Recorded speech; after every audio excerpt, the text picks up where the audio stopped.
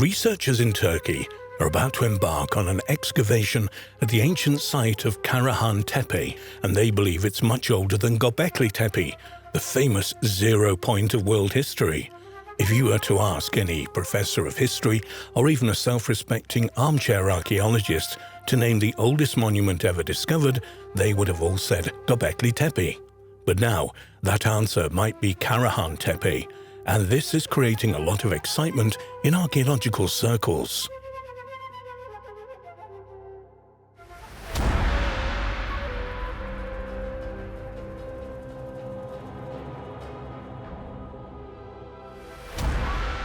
Karahantepe is said to be much older than Göbekli Tepe.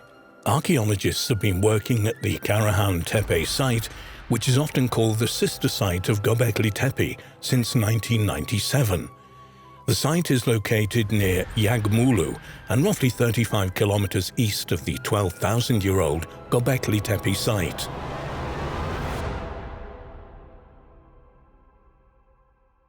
Over the years, archaeologists have made a series of amazing discoveries at the Karahantepe site.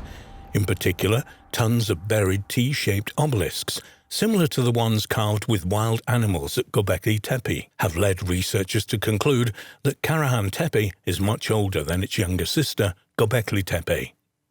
Head of excavations at Karahantepe, Dr. Nesmi Karul, said that 12 spots estimated to be in the same period as Göbekli Tepe are now known in the region, one of which is the Karahantepe.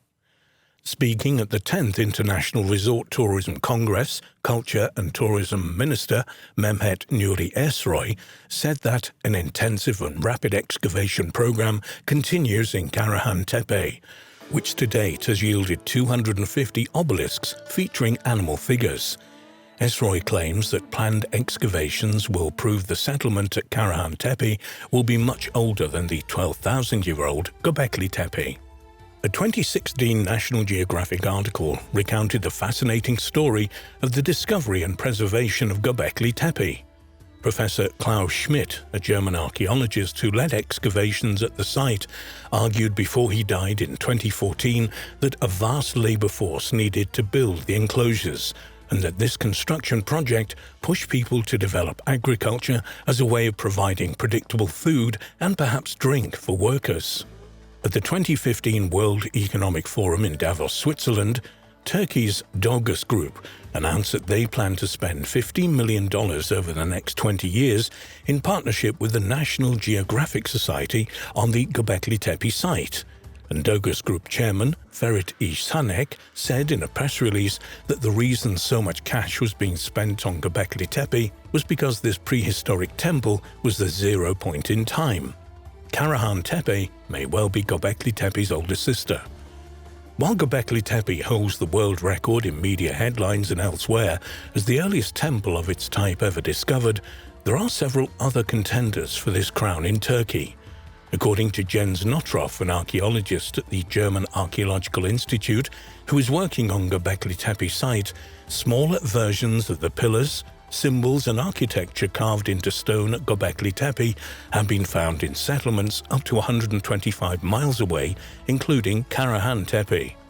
Professor Nottroff told National Geographic that Göbekli Tepe probably served the region as a cathedral, and therefore the surrounding sacred sites were like parish churches. The scientist also thinks hunter-gatherers traveled long distances to meet, worship, and help build new monumental structures through vast community projects that included grand feasts to display wealth. Returning to Karahantepe, according to a report in Daily Sabah, many more years of excavations and research must be conducted to determine what exactly it was used for. However, while it does happen, scientists seldom make big claims without equally big proof, and in this instance, the researchers think that when they ultimately get to Karahantepe's excavation center, it will be much older than 12,000 years. The archaeologists at Karahantepe are also convinced that they have a new zero point in world history. The mayor says the site will become a priority in place of Göbekli Tepe, and it will become a new focus of national, archaeological and tourist attention.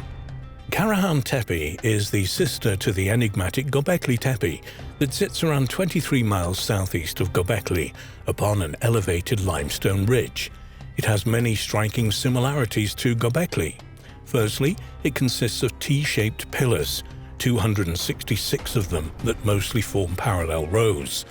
The pillars have relief carvings, and the site appears, like Göbekli, to be deliberately buried under a great artificial mound. Although this could be natural, as after 10,500 years of accumulation of dirt, combined with high winds, could have covered it back up. The comparisons do not end there. It also has serpent relief carvings, strange rock indentations, large cut marks, porthole stones, and an unfinished T-shaped pillar still in the quarry, the focus of this article.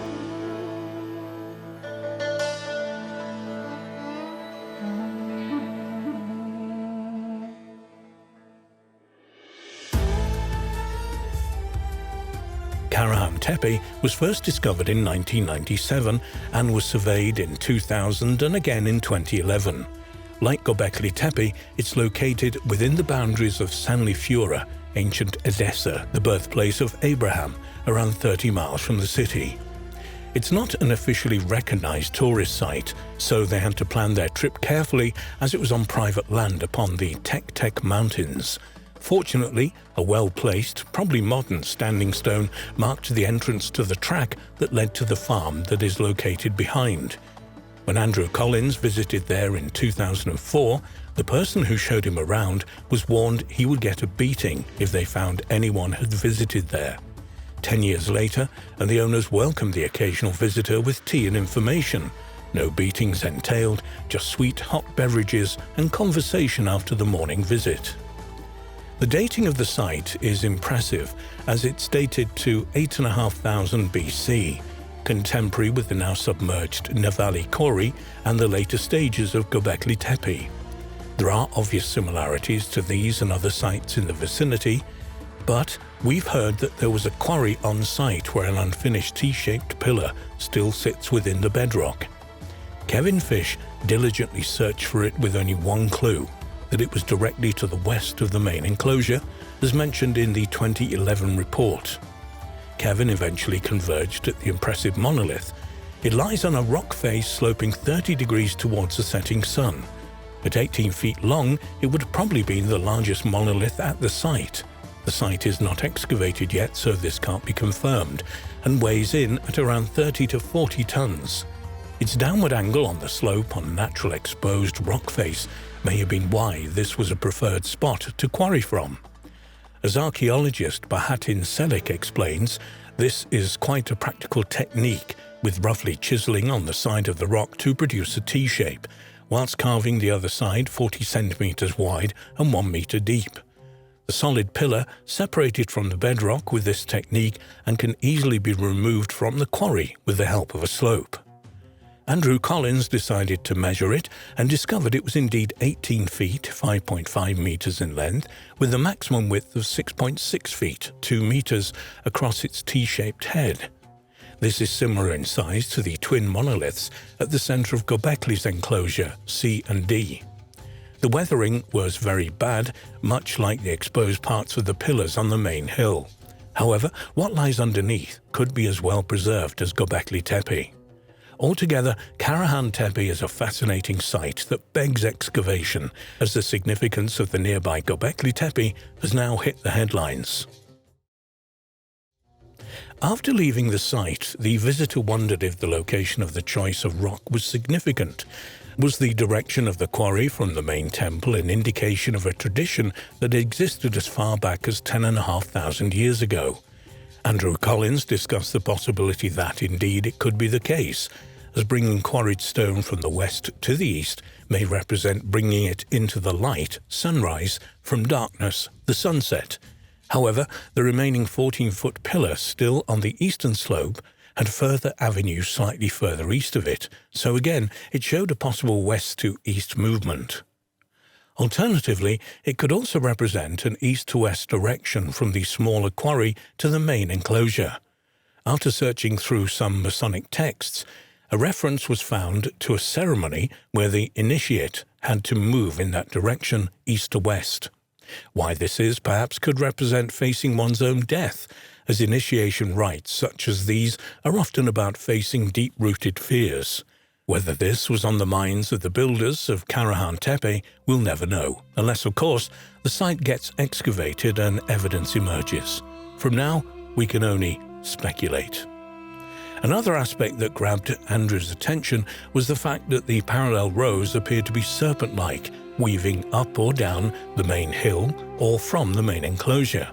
In his initial report, Andrew stated, "It's even possible that these zigzagging pairs of stones making up the stone avenues, located on the northern, eastern sides of the Tepe, signify the path of snakes, which are seen to descend like living energy into the valley below." This idea is given credence through the fact that carving on the stones seems directed up the hill, as if the direction of movement is downwards through the various sets of gateways. After coming to this conclusion, Andrew dreamt of snakes, their tails tied together, each one trying to break free of its bondage, all of them writhing about in the process. With this dream came the impression that the snakes represented the containment, flow, and energy of the stones avenues at Karahantepe, an interesting concept if nothing else. Earth energy springs to mind, as it has been found in Avebury, Brittany and Cornwall that stone avenues mark the path of telluric earth energy currents, with a crossing point often at the centre of the complex, which would naturally congregate on a hilltop. More research needs to be carried out to confirm this hypothesis, but with the serpent symbolism at such a remote site, it could even reveal the origins of geomancy and earth energy science. When they go back in September, they will have some equipment to take readings and dowsing rods to find out if this is the case.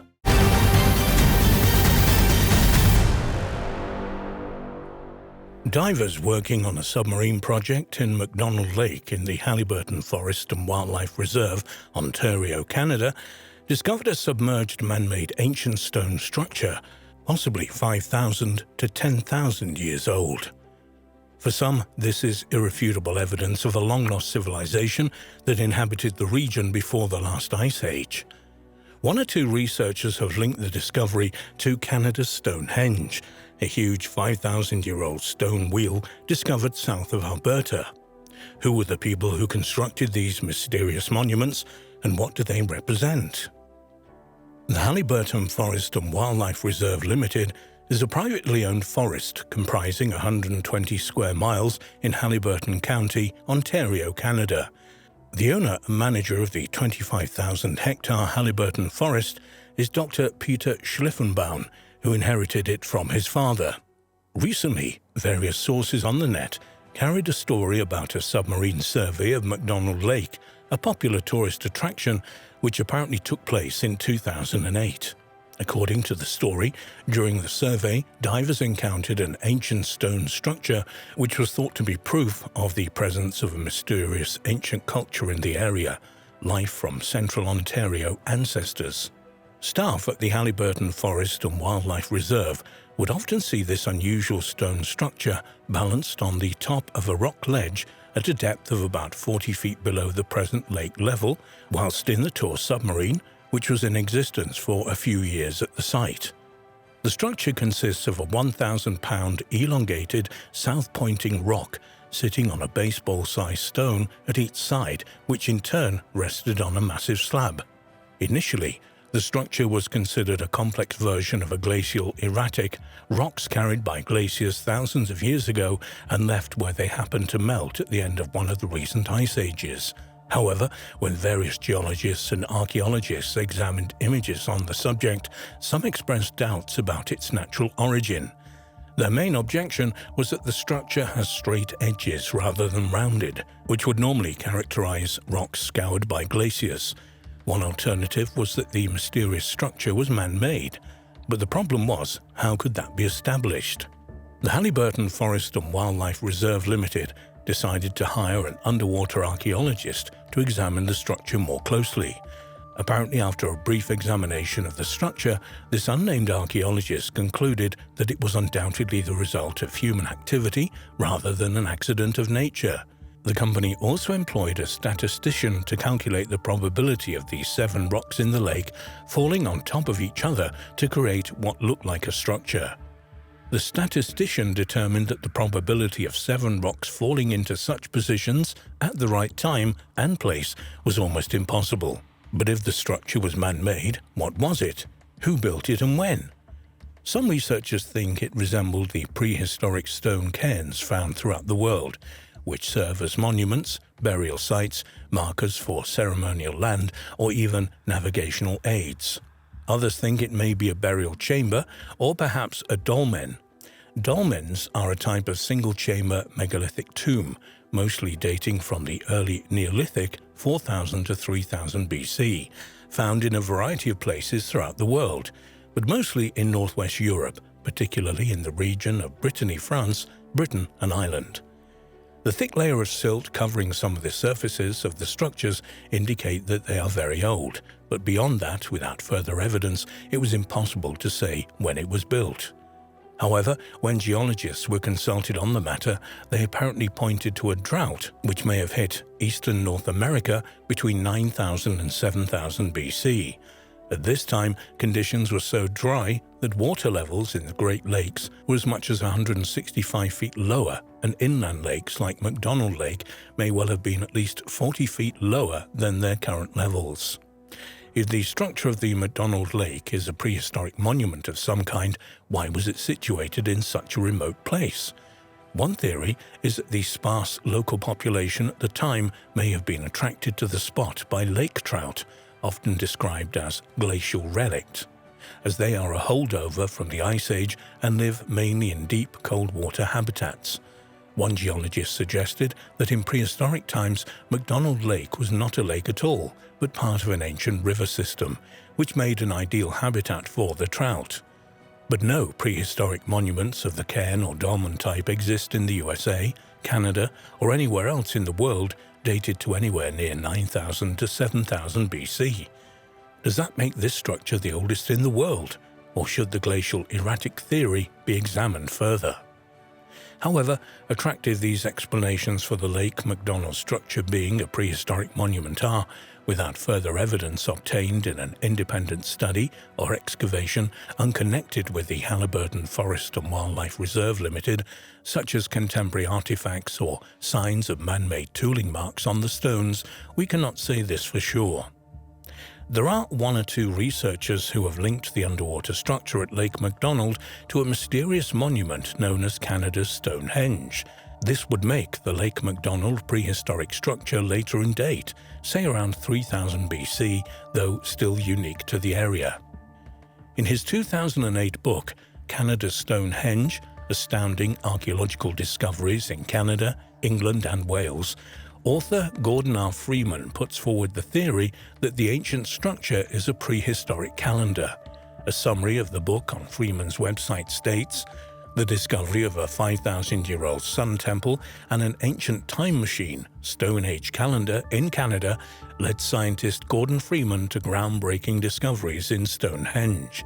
During fieldwork and research from 1986 to 2006, Freeman found striking similarities between the surface geometry of the 2 sites. These similarities push back the boundaries of written history and have far-reaching implications for North American and European history. Could the same mysterious ancient cultures have built Canada's Stonehenge and the Lake Macdonald structure? Perhaps they were both related to ancient astronomical observations. Freeman describes what he discovered at the ancient site of Canada's Stonehenge, located in Vulcan County, Alberta, in his book. "I had found an amazingly accurate year-round calendar in this sun temple, marked with rock lines pointing to sunrises and sets at critical dates.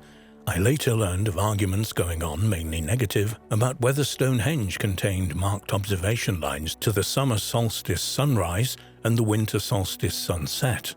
By applying what I had learned in Alberta to observing sunrises and sets through Stonehenge, I found that an accurate, entire year-round calendar exists in Stonehenge."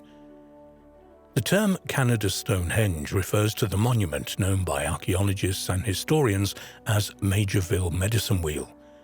There are between 70 and 150 Native American stone structures known as medicine wheels spread over the northern United States and southern Canada. Though each individual structure is unique, the shape of the most common type of medicine wheel resembles that of a wagon wheel lying on its side, with a central cairn from which lines of cobblestone radiate outwards to a surrounding ring of stones. The diameter of medicine wheels, as well as the number and length of their spokes, varies. The largest so far discovered has a diameter of around 80 feet. Occasionally, there will be a break in the outer stone circle to allow a stone pathway or entrance into the center of the structure, and sometimes one of the spokes can be considerably longer than the others, perhaps signifying the importance of the direction in which it's pointing. The dates of these medicine wheels also vary considerably, but it is acknowledged that the oldest so far investigated is the Majorville medicine wheel, which was started around 5,500 years ago. There is no doubt that the wheel may have served some astronomical function, but it is more probable that this would have been part of a wider ritual use, perhaps involving hunting magic or buffalo fertility.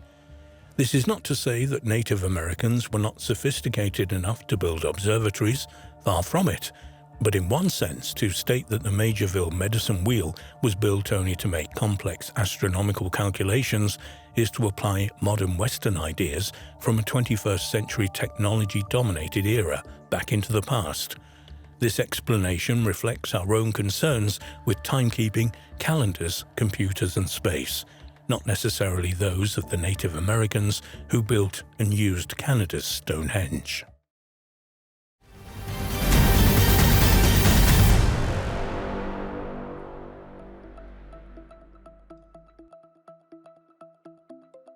The Maltese archipelago consists of 5 islands in the central Mediterranean Sea, positioned 60 miles to the south of Sicily. Only 3 of these islands are inhabited: Malta Island, which is the largest, along with Gozo and Camino. Malta has a long history going back at least 7,000 years, with a wide range of archaeological remains, from the megalithic temples and underground chambers of prehistory to the Baroque architecture of the medieval period. The most spectacular and enigmatic of the ancient remains on Malta are the Neolithic temples and tombs, built 1,000 years before the pyramids. And Malta has the oldest freestanding stone buildings in the world. One of the most fascinating and mysterious of these megalithic structures is known as the Hall Soflieni Hypogeum. A hypogeum is a subterranean rock-cut chamber of an ancient building, and there are a number of these type of monuments spread across the Mediterranean, in southern France, Sicily, Sardinia, and Crete. The Hall Soflieni Hypogeum is an underground tomb and temple complex, extending for around 5,380 square feet, and is located in the town of Paola, which is in the south of Malta Island. The site was discovered by accident in 1902 when workers digging cisterns for new houses above broke through the roof of one of the chambers. The first excavations at the site were performed by Father Emmanuel Magri of the Society of Jesus, and later continued by Dr. Temi Zamit, the first curator of Malta's museums department. Between 1905 and 1911, Zamit excavated a fascinating collection of archaeological material from the complex, including human remains, pottery, beads, amulets, and figurines, and he wrote a series of reports of his work at the site that was published from 1910 onward. The Hypogeum was first opened to the public in 1908, while excavations were still taking place. The Hall Soflieni Hypogeum consists of a series of oval chambers, halls, and niches, set on 3 levels, one underneath the other. Incredibly, the underground structures were all carved out of solid rock in semi-darkness, allegedly using stone mallets and antler picks, and later smoothed over using flint implements. The upper level of the complex consists of a hollow with a central passageway, with burial chambers cut into the natural caves on each side. This is the oldest level of the Hypogeum, in use from 3600 BC to 3300 BC. and is similar in plan to earlier rock-cut tombs found elsewhere on the islands, such as the Shemshia tombs, which date to around 4000 BC. The middle level, 3300 to 3000 BC, was cut into the subsurface rock as an extension of the upper level of the structure. This level exhibits exquisite stoneworking skill in the elaborately carved trilithons, which are a construction with two upright posts, with a horizontal one set on top. The trilithons are set in imitation of the built masonry of the above-ground megalithic structures found elsewhere on Malta. This level also contains some of the most important features of the Hypogeum monument, such as the main chamber, the oracle room, and the Holy of the Holies. Most of the wall surfaces in the main chamber originally had a wash of red ochre, tracing out spiral and honeycomb designs, some of which are still visible today. The famous Sleeping Lady, a 12-centimeter-long reclining terracotta figure with traces of red ochre, was recovered either from here or a nearby room which is known as the Snake Pit. Believed to date from around 3000 BC, this corpulent ceramic figure is naked to the waist and wears a fringed skirt. She appears to be in a deep, tranquil sleep on a bed with a rush mattress, along with other similar figurines from the Neolithic sites on Malta and elsewhere in the Mediterranean. The Sleeping Lady has been used as evidence for the theory of universal peace-loving Mother Goddess, or Great Goddess worship in prehistory, proposed by a number of researchers. One interesting theory regarding the Sleeping Lady, whether goddess or not, is that either in a trance or asleep, she may represent a place in the Hypogeum where dreams or trance visions were interpreted by priests or priestesses. Such a dark subterranean context would have been ideal for the stimulation of such states as it would induce dreams and visions. Alternatively, because the area was used for burials, the statue may be a representation of eternal sleep. The enigmatic Sleeping Lady figurine is now on display at the National Museum of Archaeology in Valletta, the capital city of Malta. Also on the middle level, the roughly rectangular oracle room has an elaborately decorated ceiling of ochre-painted spirals and a fascinating side chamber, which has the property to amplify and echo a deep human voice. This is referred to as a resonance chamber. Whether this intriguing effect was intentional or not is difficult to say, though the possibility that these strange acoustics were utilized in some religious ceremonies performed in the chambers is an intriguing one. The chamber resonates at an intriguing 111 Hz, which is known to be a healing frequency. Immersing yourself in this frequency can help increase the healing process of internal and external wounds. The Holy of the Holies is perhaps the most elaborately decorated room in the whole complex, with its trilithon door frame and pierced stone or porthole entrance, reflecting the architecture of Maltese freestanding Neolithic monuments. The third and lowest level at the Hypogeum is 35 feet below street level and has been dated to 3150 to 2500 BC. It consists of a maze of chambers, which were filled with water when discovered in the early 1900s. As there have been no finds of either bones or artifacts from this level, it has been suggested that these chambers here may have been designed as storage for water or grain. Water storage has also been put forward as the possible function of the Hypogeum at Knossos on Crete, dated between 2150 and 2000 BC. The primary function of the Hypogeum site was certainly as a cemetery, as around 7,000 skeletons have been found in the chambers, ranging in date from 3600 to 2500 BC, in other words, spanning the life of the site itself. This amount of human remains is significantly higher than the tombs could have housed at any one period, indicating, along with the dates of the skeletons, that the complex was used for burials over several centuries.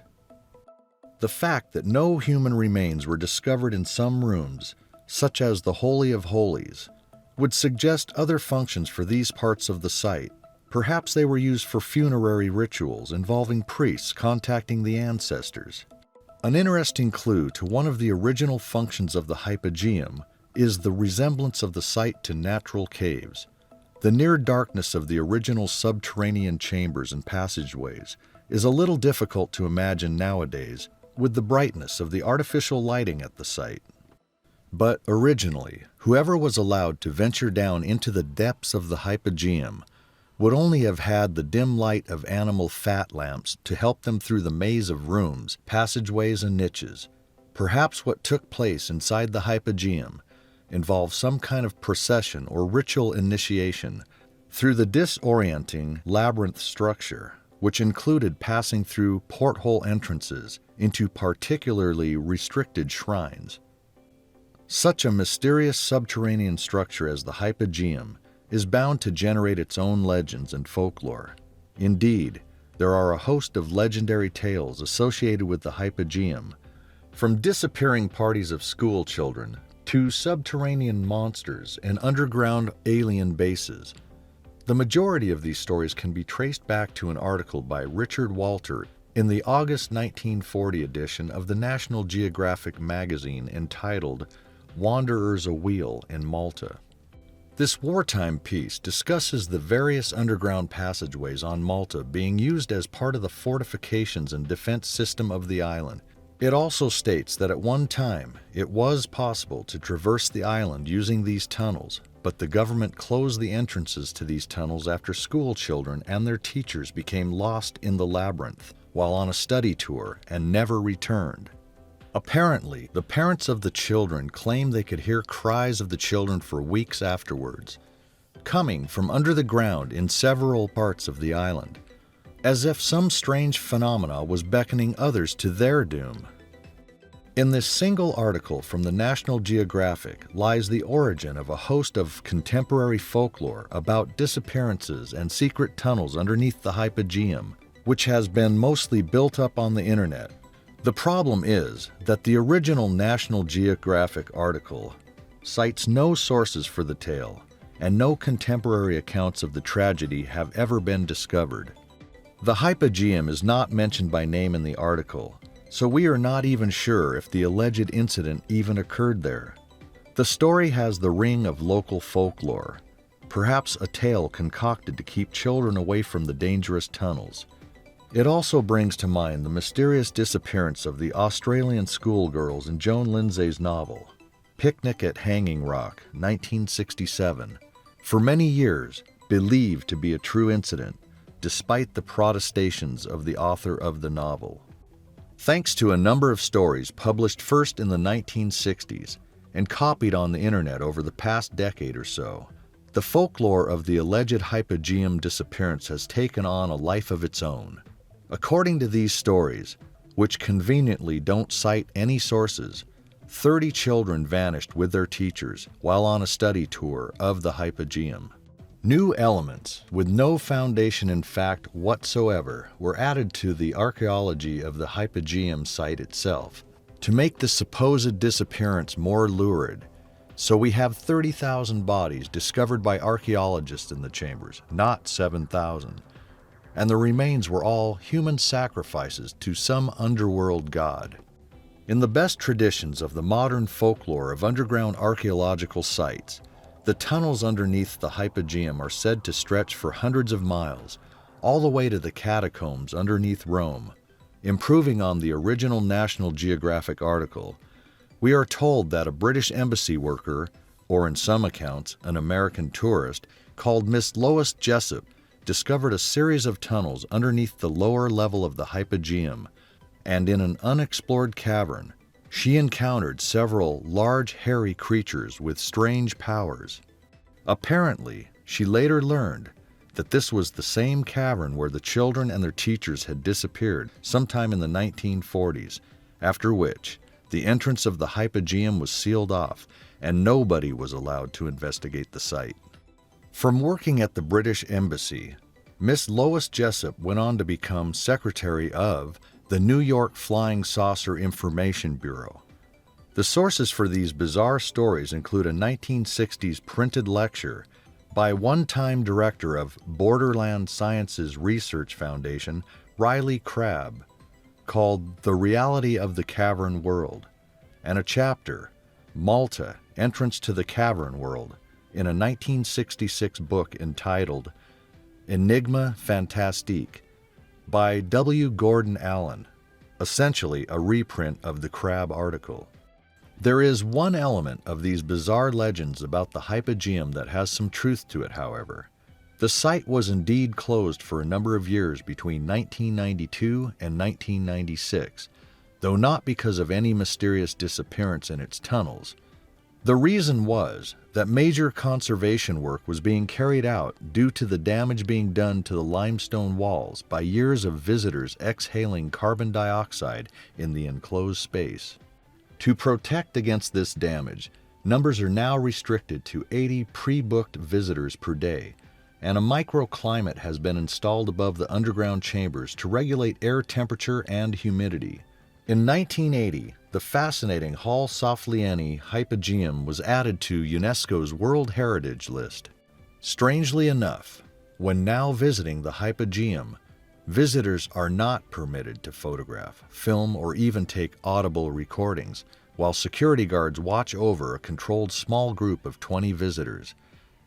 Many researchers ponder, why is that, and is there something that is being kept away from the public?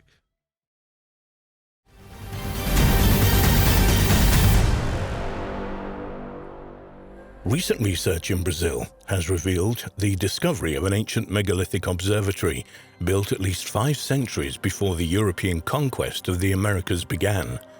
This finding, along with other archaeological fascinating discoveries in Brazil in recent years, which include giant land carvings, remains of fortified settlements, and complex road networks, are challenging the earlier views that the Amazon had been untouched by humans except for small nomadic tribes. Nearly all the discoveries were made after a period of widespread deforestation in the Amazon in the early 90s through to the mid-2000s. The archaeology of the Amazon. For decades, the Amazon was thought by archaeologists to have been almost uninhabited rainforest, but recently were made after a period of widespread deforestation in the Amazon in the early 90s through to the mid-2000s. The archaeology of the Amazon.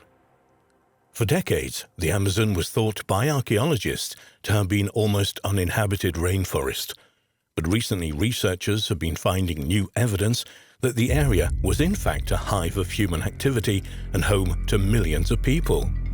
In March 2018, a study funded by National Geographic and the European Research Council Project PAST revealed details of 81 sites in the previously unexplored territory of the Amazon's upper Tapajós basin. Settlements discovered in the area ranged from small villages of around 100 feet wide to a large site covering 19 hectares. The sites were first discovered by satellite imagery of the area revealed by deforestation. The remains of the settlements are represented by ditches enclosing the sites for fortification, sunken roads, and earth platforms on which houses would once have stood. Dr. Jonas Gregoria de Souza from the University of Exeter was the first author of the study. He said regarding the findings and the distribution of the sites, the idea that the Amazon was a pristine forest, untouched by humans, home to scattered nomadic populations, we already know that was not true. The big debate is how populations were distributed in pre-Columbian times in the Amazon. The idea was that in the areas that are located further away from the main rivers, populations maybe were actually smaller and they had a negligible impact on the environment. We demonstrated that these regions may have had pretty large populations as well as in the past. Wood charcoal associated with pottery fragments from one site was carbon dated to between 1410 and 1460 AD, which fits in well with the dating of many of the sites previously discovered in the southern rim of the Amazon, which showed a peak of activity between 1250 and 1500. Models based on the team's research indicate that at the time, the southern rim of the Amazon alone could have had a population of between 500,000 and 1 million people. However, this population was soon to be decimated by the arrival of Europeans. According to de Souza, diseases travelled much faster than people, and probably this population was already weakened by diseases brought by Europeans even before the Europeans set foot in the area. The Brazilian Stonehenge. The Solstice Archaeological Park is located near the city of Calçone in Amapá State, northern Brazil. The site contains a megalithic stone circle and is often referred to as the Amazon Stonehenge or the Brazilian Stonehenge. The megalithic site, which is located on a hilltop on the bank of the Rio Grande River, consists of 127 upright blocks of granite, each of up to 13 feet in diameter and weighing several tons, standing evenly paced in a circle measuring over 98 feet in diameter. After conducting radiocarbon testing and carrying out measurements during the winter solstice at the site, some scholars in the field of archaeoastronomy determined that an indigenous culture arranged the megaliths into an astronomical observatory about 1,000 years ago, or 5 centuries before the European conquest of the Americas began, and 3,500 years after the building of Stonehenge. Archaeologists theorize that the site, referred to in academic sources as AP-CA18, was constructed by a sophisticated indigenous people for astronomical, ceremonial, or burial purposes, or even a combination of all three. One of the stones at the site has a circular hole carved into it. During the winter solstice, the sun shines directly through this hole onto another rock, supporting the idea that the Amazonian Stonehenge was used as an astronomical site. According to the New York Times, the site was discovered by a cattle rancher named Lealsan Camilo de Silva. Apparently, de Silva was removing trees in the late 1990s to make land for his cattle to graze on when he discovered the stones. In reality, de Silva already knew they were there, having initially found them in the 60s, but he said he had avoided the site because he felt that it was sacred. Recently, hundreds of huge earthworks known as geoglyphs have been discovered in western Brazil, revealing the last remnants of land used by ancient societies before the dense foliage of the Amazon rainforest concealed them centuries ago. The peak period of forest burning to clear land happened between 2300 and 1400 years ago, during which the first earthworks are believed to have been constructed. While the form and extent of these sites can be determined using aerial observations, researchers are still not sure what the original purpose of the sites was. Many of the structures are unlikely to have been villages, as excavation at the sites has not revealed the substantial amounts of cultural artifacts which would be expected if they had been habitation sites. The layout of the sites also suggests that they weren't built for defensive purposes. One explanation which has been put forward is that the areas were used for ritual gatherings of some kind, and so would have been visited only intermittently by those who once lived in the area. Archaeologist Jennifer Watling has compared the layout of the sites with England's Stonehenge, saying, "It's interesting to note that the format of the geoglyphs, with an outer ditch and inner wall enclosure, are what are classically described as henge sites. The earliest phases at Stonehenge consisted of a similarly laid out enclosure." The latest discovery in the Amazon. In November 2020, it was announced in the press that one of the world's largest collections of prehistoric rock art had been discovered in the Amazonian rainforest. The discovery, described as the Sistine Chapel of the Ancients, consisted of tens of thousands of paintings of animals and humans created up to 12,500 years ago on cliff faces stretching across nearly 8 miles in Colombia. The date of the artwork was based partially on images of now extinct Ice Age animals, such as the mastodon, a prehistoric relative of the elephant that had been extinct in South America for at least 12,000 years. There are also depictions of Paleolama, an extinct camelid, as well as giant sloths and Iron Age horses, all seen at first hand and painted by some of the very first humans ever to reach the Amazon. Other images include fish, turtles, lizards and birds, as well as people dancing and holding hands, with one figure wearing a mask resembling a bird with a beak. The incredible discovery was filmed for a major Channel 4 series called Jungle Mystery: Lost Kingdoms of the Amazon. The documentary's presenter, archaeologist and explorer Ella Al-Shamahi, said of the extraordinary findings, "This site is so new they haven't even given it a name yet." The discovery was made by a British Columbian team funded by the European Research Council. The researchers' team leader, a professor of archaeology at Exeter University and a leading expert on the Amazon and pre-Columbian history, said, "When you're there, your emotions flow. We're talking about several tens of thousands of paintings. It's going to take generations to record them. Every turn you do, it's a new wall of paintings. We started seeing animals that are now extinct. The pictures are so natural and so well made that we have few doubts that you're looking at a horse, for example. The Ice Age horse has a wild, heavy face. It's so detailed, we can even see the horsehair. It's fascinating." The site of the discovery is so remote that after a 2-hour drive, a team of archaeologists and filmmakers had to trek on foot for around 4 hours to find it. Even after arriving at the site, the team found that some of the paintings were placed so high up that they could only be viewed with drones. Al-Shamahi remarked on the incredible depiction of Ice Age life in the Amazon as suggested by the newly discovered paintings. "One of the most fascinating things was seeing Ice Age megafauna because that's a marker of time. I don't think people realize that the Amazon has shifted in the way it looks. It hasn't always been a rainforest.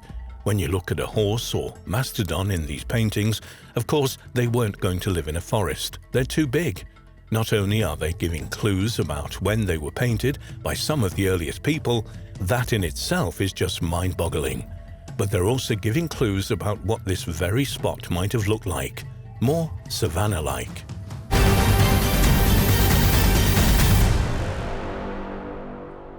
For centuries, there have been tales of beings, some human and some not, living in the vast cavities that exist deep beneath the surface of the Earth.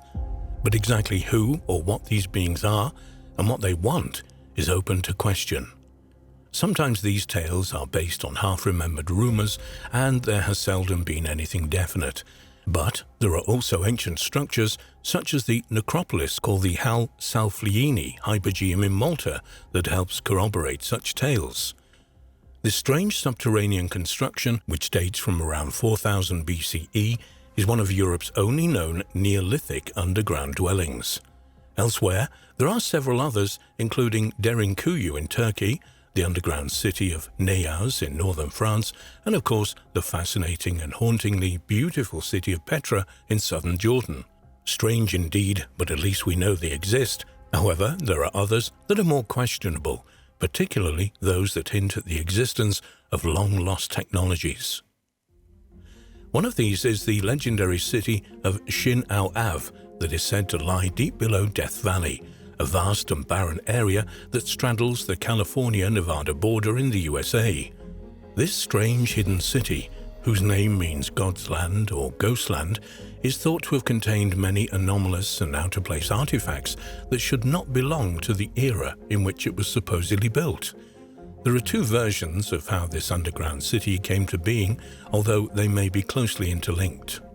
One version implies that it is linked to a race that existed at the dawn of time and had a presence worldwide. They were called the Serpent People. In India, they were known as the Naga, or snakes, and at the Quetzalcoatl, or plumed serpent in ancient Mexico. The ancient Egyptians called them the Jedhai, and the Chinese knew them as lung or dragons. In ancient Britain, they were called adders, or the serpents of wisdom. Appropriately enough, the name adder is also given to a species of poisonous snake that is indigenous to areas of the UK. It doesn't seem to matter which race encountered them because they were invariably worshipped and regarded as helpers and prophets. All of the legends that say this mysterious race could either take human or reptilian form, and as is the way with reptiles and snakes, lived below the surface and created underground cities worldwide. Under the guidance of these serpent people, dragon cultures developed, which normally involved the construction of huge pyramids and other structures covered with serpent motifs. These cultures were hand-ruled by benevolent dragon kings, and even today signs of vanished races are still evident. In fact, these legends associated with the Paiute tribe resonate strongly with other Native American tribes, notably the Hopi and Zuni peoples, whose creation legends also tell of their ancestors' emergence from the dark, subterranean world. It is unlikely that at the dawn of time these people would have direct contact, so it's strange how closely their legends have become intermingled. For many centuries, the legends of the Paiute tribe of North America have told of this lost city, also referred to as the Ghost Land. According to legend, Shinoav was formed when a young god, Shinoav, was asked to take a sealed bag across the desert and only open it when he got to the other side. But because he was young and he felt movement inside the bag, the god became curious and opened it, allowing the contents, in this case hordes of human beings, to escape. These people, who eventually became known by the name of the god Shinoav, saw some mountains in the distance and ran towards them. One of the older gods saw this and demanded to know why he had done this, and a furious row developed. According to the legend, the people heard the heated exchange but could see nothing, so they became afraid and dug a tunnel and hid in it, which is how the underground city was created. These events became part of Paiute creation legends and were adopted into their belief of an afterlife. Another part of this legend tells of how, many centuries later, the wife of a Paiute chief died in childbirth, and in his grief he wanted to be reunited with her, so traveled to the land of the dead. This involved passing through a miles-long underground passage, and on his journey he was attacked by the fearsome creatures that lived there. Finally, he got to the end of the passage and found himself standing at the end of a narrow bridge carved from the solid rock. The bridge crossed what he looked like a bottomless chasm. He crossed the bridge and finally arrived in the land of the dead, which was ruled over by Shinoav. One of the inhabitants met him, a strangely beautiful female with snake-like features, who took him into a huge open area. Here he saw thousands of dead members of his tribe dancing. He asked if his wife was with them. His guide told him she was, and that once he had found her, they must both immediately leave the valley, and, common with Lot's wife in the Bible, should not any account look back for any reason. The chief promised to do this, and he watched the dancers for several hours until he saw his wife. He called out to her and she turned and saw him. She left the dancers and ran towards him, and they promptly fled to the rock ridge, leaving from Shinoav to the cavern and the world above. However, he forgot his promise and turned to take one look back at where he'd been, and as he did so, his wife and the city immediately disappeared. Once he had recovered from the shock, he made his way out of the cavern and rejoined his tribe. He spent the rest of his life describing the peace, happiness, and beauty that he had found in the underground land. Legends like this were forgotten until, in 1947, they resurfaced when an article appeared in the San Diego Union Tribune. The article mentioned that several years previously, the remains of an ancient civilization had been found in the desert. These remains included an underground city containing gigantic skeletons and mummies wearing leather clothing, and the walls of the city were covered with strange carvings and images. This article also stated that in 1931, an archaeologist had located tunnels leading to the city underneath Death Valley, and he intended to excavate and explore his find. He said that work had already started removing the skeletons from the caverns, most of which were between 8 and 9 feet long. The article also suggested that out-of-place artifacts had been found, indicating that there was a level of technology present that was unlike the rest of the find. Like the mummies, the skeletons were still clad in garments, but these were made of hair, and the garments were of medium length, comprising a jacket and knee-length trousers. Initial testing suggested that the remains were in the region of 80,000 years old. It was also stated that another cavern had been found. This cavern, which they called the Temple, had apparently been used for ceremonies or rituals, and it contained objects and strange markings familiar to those used by the Freemasons. A long tunnel from this area led to another room containing the remains of dinosaurs, saber-toothed tigers, elephants, and other animals, which were displayed in alcoves in the walls. The men got the impression that some catastrophe had occurred above ground and people had taken refuge in this elaborate cave system. The dwellings were well equipped, and among the articles found were objects that they could not recognize, and it was not until after 1947 that they were found to be microwave ovens. Furthermore, it appeared that the city had been lit using a form of gas lighting which had been fueled by sources of natural gas. Elsewhere, there were huge stone doors that seemed to have been operated using a complex system of counterweights. This took the form of hundreds of globes dotted around the cave system. The globes contained pieces of stone that was found to be mildly radioactive and is thought that at one time may have provided a light source. In addition to this, other totally out-of-place devices resembling radio sets were also found. However, a few days after the first article appeared in the San Diego Union Tribune, another article entitled "Expedition Reports 9-Foot Skeletons" appeared in another Nevada newspaper, the now-defunct Hot Citizen. Some view this as no more than something created by a reporter, while others believe the evidence is there and is being kept from the general public. One account from the early 1900s alleges that two men were traveling through Death Valley and one of them allegedly fell into an old mine shaft at a place called Wingate Pass. Fortunately, he was not badly injured and could see odd shapes nearby. He called out to his companion, who climbed down to join him. They found themselves in a cavern which they claimed to have followed about 20 miles into the heart of the Panamint Mountains. They claimed to have found themselves in another cavern containing a huge ancient underground city.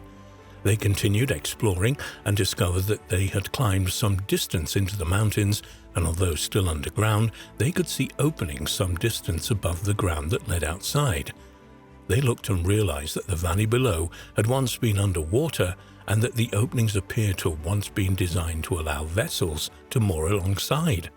They realized that the valley was once underwater, and they eventually came to the conclusion that the arched openings had been ancient docks for seagoing vessels.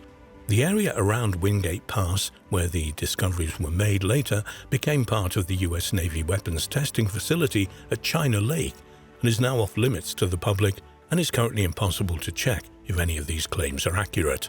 However, governments will always conceal inconvenient evidence from the public.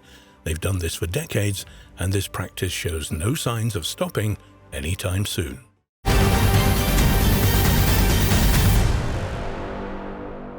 The Dashka stone is a controversial artifact that is believed by some to be the guidelines used by the architect of the world. Known as the Map of the Creator, the stone tablet has baffled researchers since its discovery in 1999. As impossible as it may seem, Russian experts believe the stone map could be 120 million years old. The Dashka slab depicts not only the environs of the Ural Mountains, but also a series of civil engineering projects, including 7,457 miles of channels, several dams, and hieroglyphic notations of unknown origin. The accuracy and perspective of the map suggests that it was created from an aerial point of observation.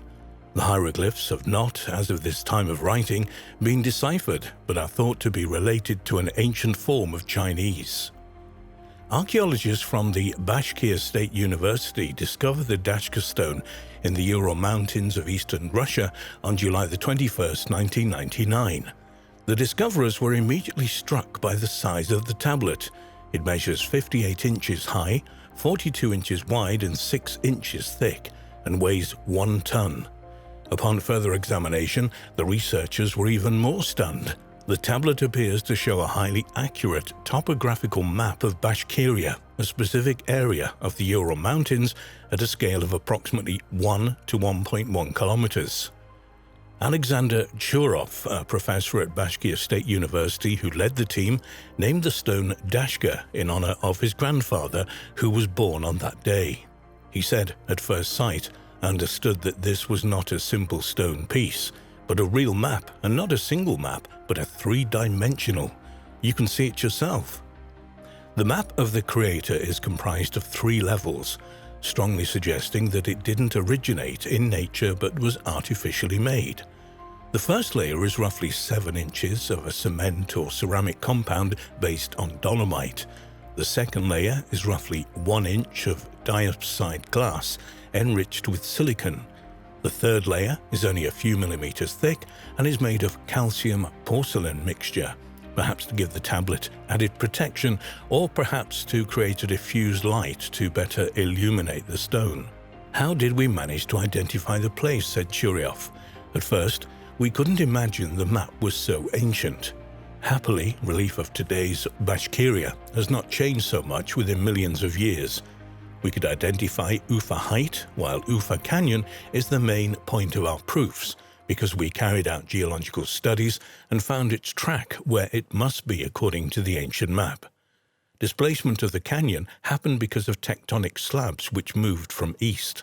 The group of Russian and Chinese specialists in the field of cartography, physics, mathematics, geology, chemistry, and Old Chinese language managed to precisely find out that the slab contains the map of the Ural region, with the rivers Belya, Ufimka, Sutolka. You can also see Ufa Canyon, the break of the Earth's crust stretched out from the city of Ufa to the city of Sterlitimak. At the moment, Urshak River runs over the former canyon. The Dashka stone undoubtedly points to a Ural civilization more advanced than previously suspected. However, the claims that it was made 120 million years ago by a geographic creator are most likely false. The Bashkir researchers derived this date from a pair of ancient seashells found locked in the stone slab. The first shell could be as old as 500 million years old. The second shell could be as old as 120 million years. Why these shells, still intact, were incorporated into the tablet, or if they were purposely included at all, they cannot be known for certain. Scientists suspect that, aside from the ancient shells, the tablet was made approximately 3,000 years ago.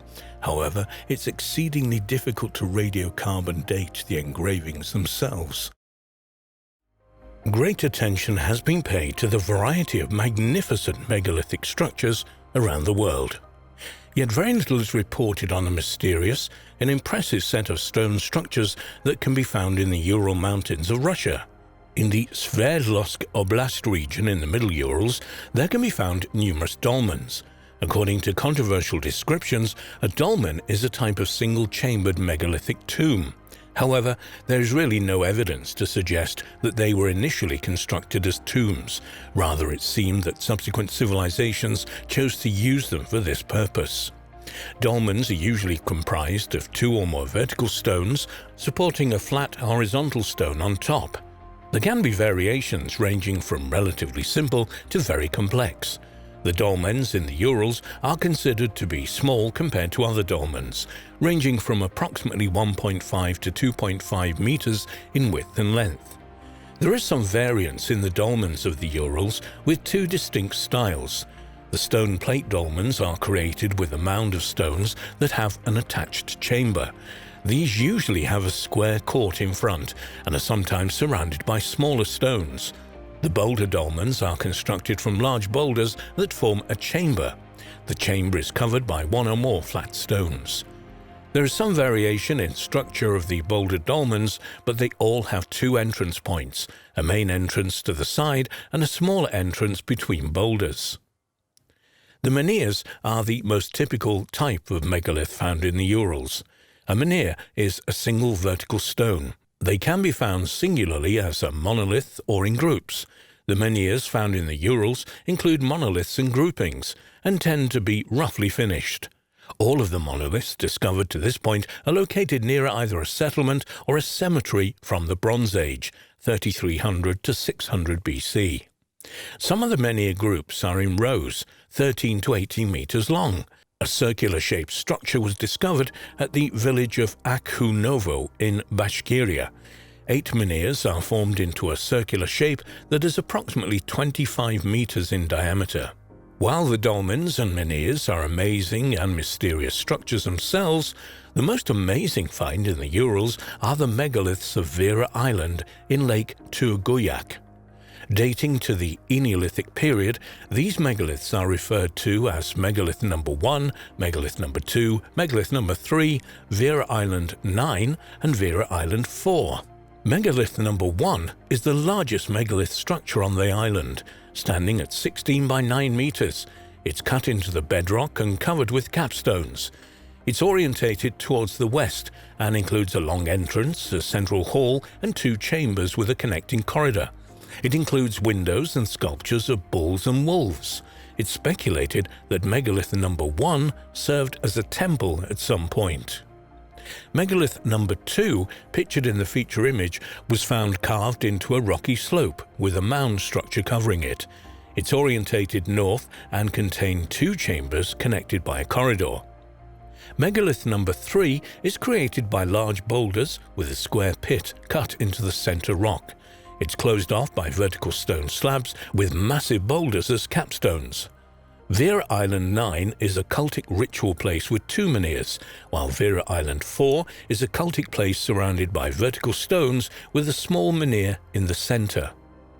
The megaliths of the Urals are undoubtedly an impressive sight, yet strangely, virtually nothing is known about who created them, how they were built, or what purpose they were intended to serve. The megaliths stretch across an immense area of land, suggesting that they were not all created by a single group. Megalith number 1 on Vera Island is believed to have been a temple at some point. However, other megaliths present no obvious signs that they were used for any religious purposes. Nevertheless, it's possible that the megaliths had a common use in spite of the variances in size and shape. It's hoped that further archaeological research may help to unravel the mysteries of these spectacular structures, as well as the civilization that created them many millennia ago.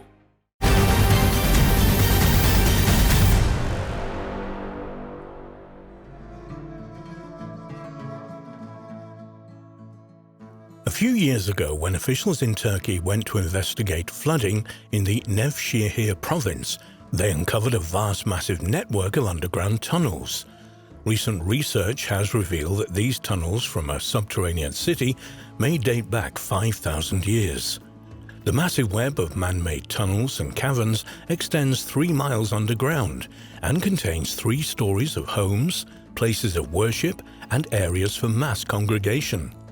It's now believed to be the biggest underground city ever built. Fascinatingly, it is only one of perhaps 200 mysterious underground cities in the Cappadocia region of Turkey. The discovery. Recently, an announcement was made in the media that shocked the archaeological world. The world's oldest underground city had been discovered in Turkey, partly submerged underwater. The discovery of the ancient city was made in the province of Nevşehir in Cappadocia, a semi-arid region of central Turkey.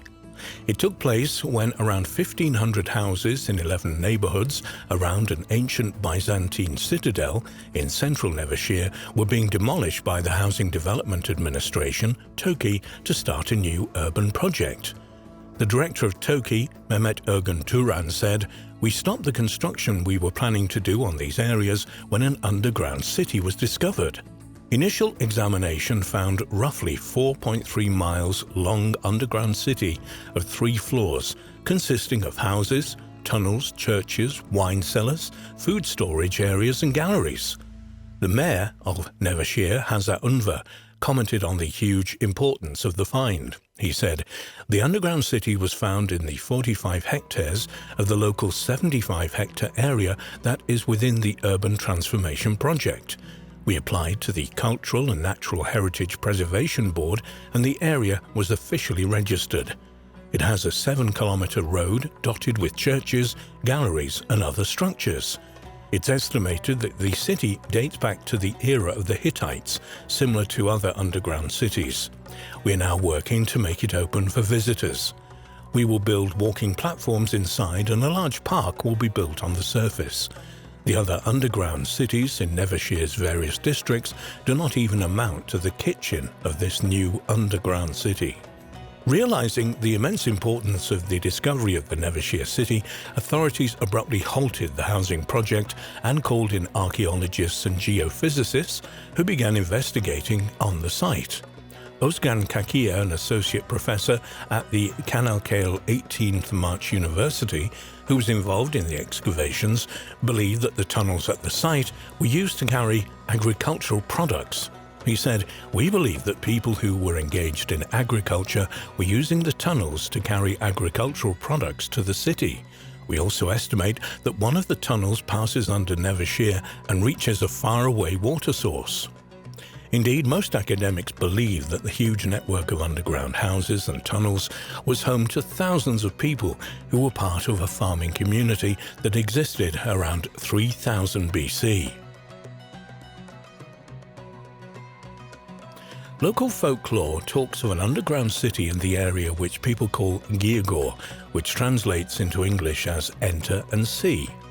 Geophysicists from Nevşehir University conducted a detailed survey of the site and found it to cover almost 5 million square feet.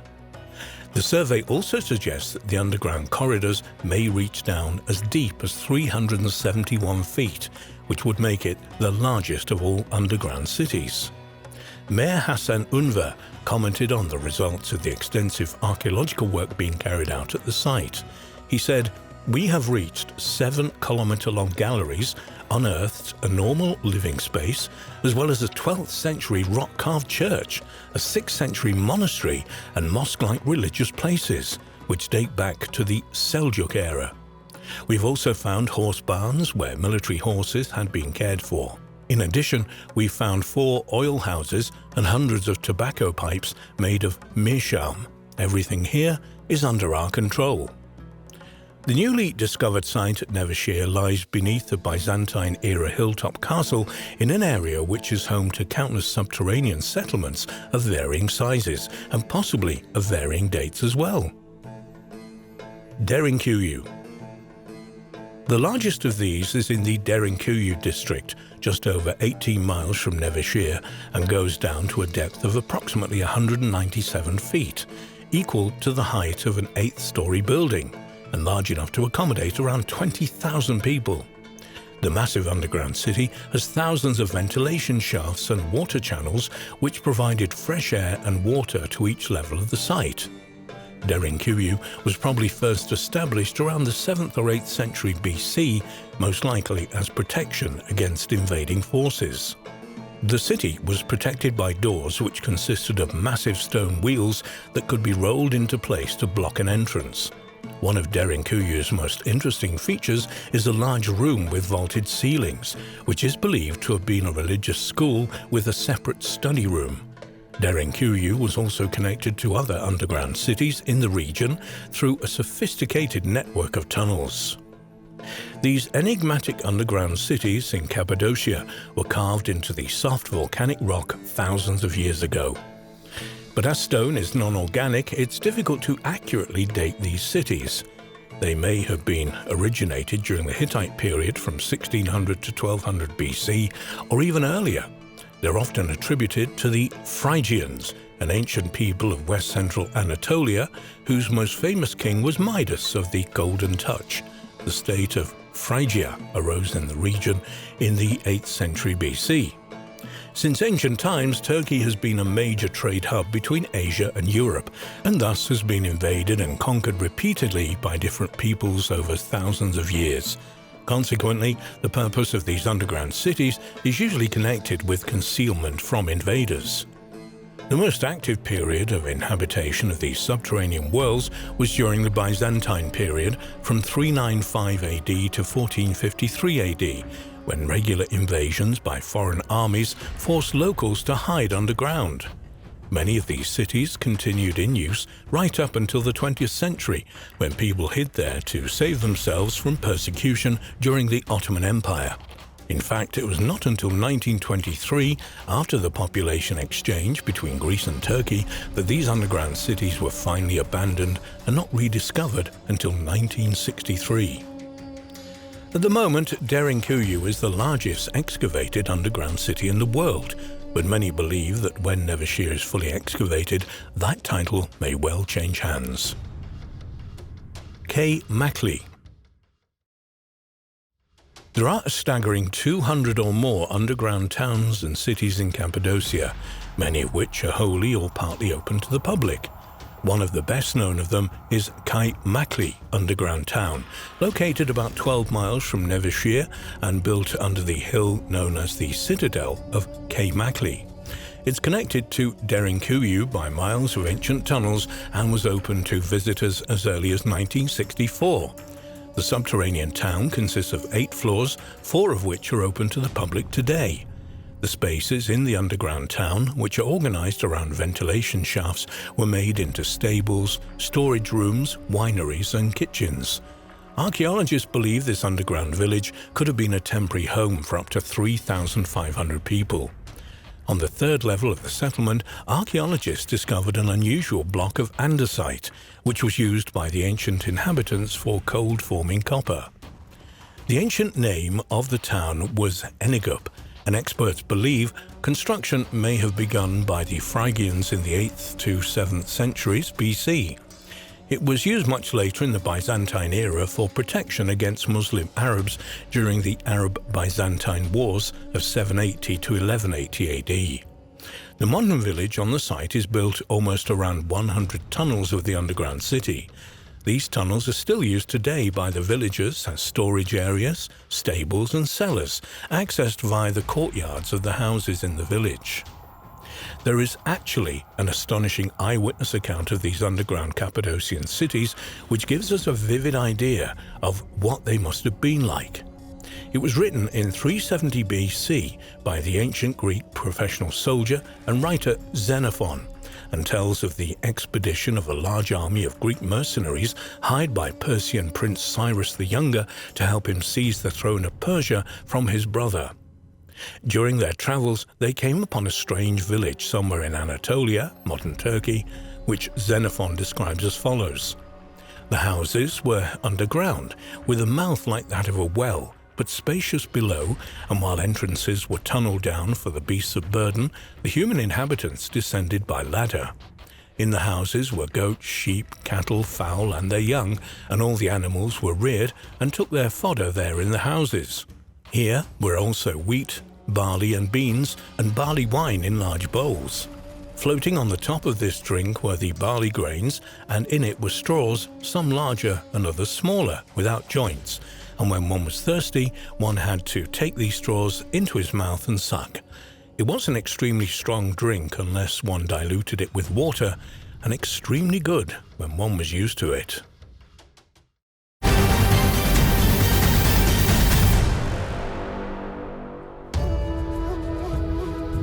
Researchers believe they have uncovered the first clear example of a treasure the ancient Egyptians brought home with them from the legendary lost land of Punt.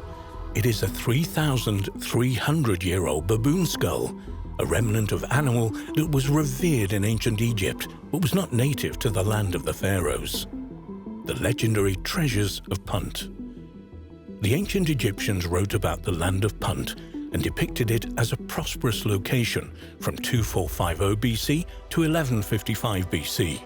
They went to Punt, which they referred to as God's land, to acquire gold, African blackwood, ebony, ivory, aromatic raisins, wild animals, and slaves. One of the most famous artworks created about this location is the Punt colonnade on Hatshepsut's temple at Deir el-Bahri, demonstrating that her people brought her myrrh trees, gold, ivory, panther skins, and apes back from Punt. The travels to Punt for treasures also demonstrate the ancient Egyptians' nautical skills. Nathaniel Dominy, a primatologist at Dartmouth College and lead author of the new study, explained that the long-distance seafaring between Egypt and Punt, two sovereign entities, was a major milestone in human history because it drove the evolution of maritime technology. Trade in exotic luxury goods, including baboons, was the engine behind early nautical innovations. Archaeologists believe that the land of the Punt was a real place. However, there is still a debate about where it was actually located. Ethiopia, Eritrea, and Somalia are just a few of the proposed locations. This is why researchers have taken a particular interest in the 3,300-year-old baboon skull. If this baboon really did come from Punt, and they could identify its homeland, the mystery may be solved.